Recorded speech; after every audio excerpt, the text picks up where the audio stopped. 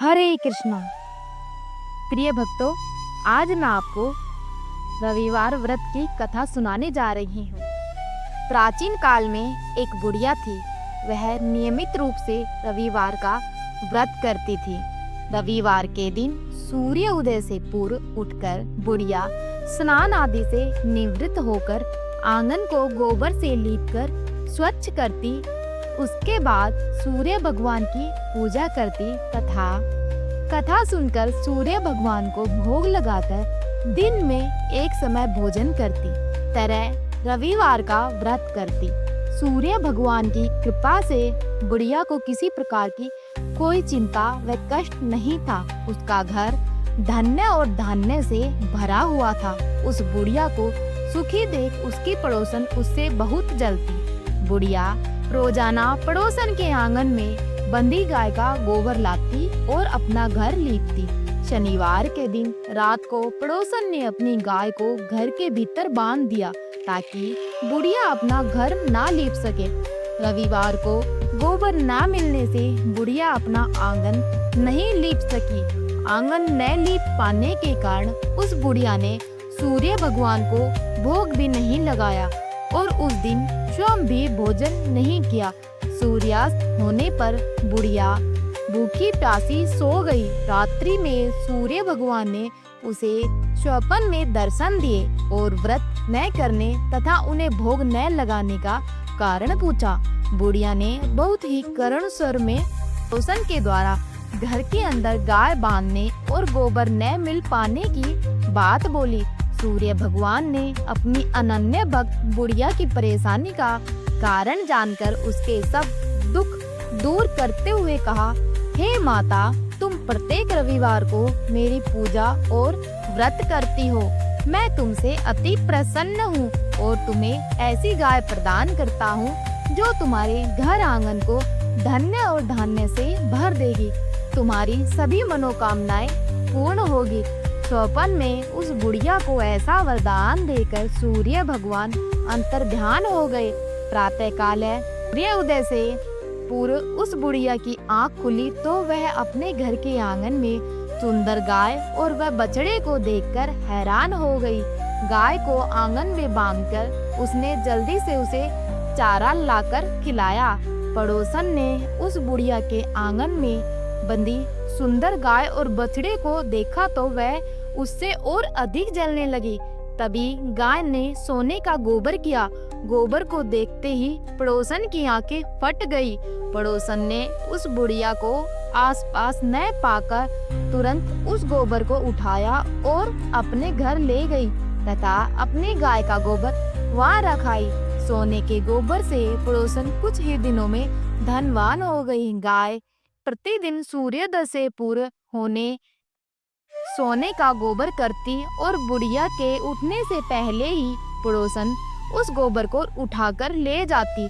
बहुत दिनों तक बुढ़िया को सोने के गोबर के बारे में कुछ पता ही नहीं चला।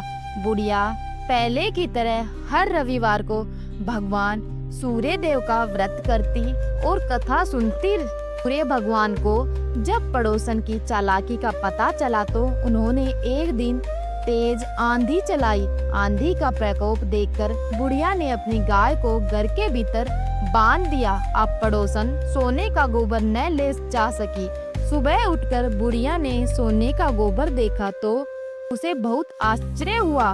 उस दिन के बाद बुढ़िया गाय को घर के भीतर बांधने लगी। सोने के गोबर से कुछ ही दिनों में वह बुढ़िया माई बहुत धनी हो गई। बुढ़िया के धनी होने से पड़ोसन और बुरी तरह जल भुनकर राख हो गई। अब की बार उसने अपने पति को नगर के राजा के पास भेजा और बुढ़िया के पास सोने का गोबर देने वाली गाय के बारे में बताया। राजा ने अपने सैनिक भेजकर बुढ़िया की गाय लाने को आदेश दे दिया। सैनिक बुढ़िया के घर पहुँचे। उस समय बुढ़िया सूर्य भगवान को भोग लगाकर स्वयं भोजन ग्रहण करने वाली थी। राजा के सैनिक जबरदस्ती गाय और बछड़े को महल की ओर ले गए। बुढ़िया ने प्रार्थना की। वह बहुत रोई चिल्लाई लेकिन राजा के सैनिक नहीं माने। गाय व बछड़े के चले जाने से बुढ़िया तो बहुत दुखी हो गई। उस दिन उसने कुछ नहीं खाया और भूखी प्यासी सारी रात सूर्य भगवान से गाय व बछड़े को लौटाने के लिए प्रार्थना करती रही।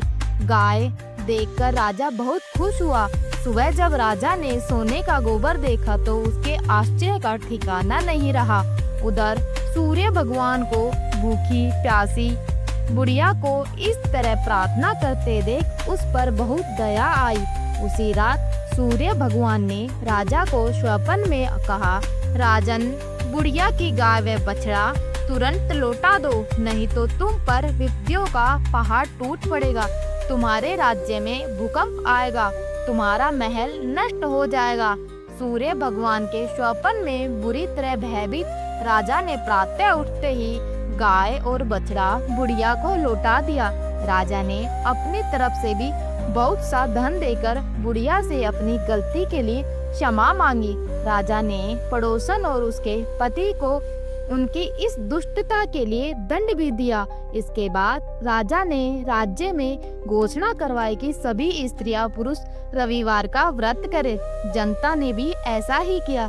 रविवार का व्रत करने से सभी लोगों के घर धन्य और धान्य से भर गए। चारों ओर खुशहाली छा गई।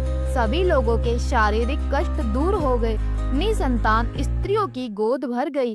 राज्य में सभी स्त्री पुरुष सुखी जीवन यापन करने लगे।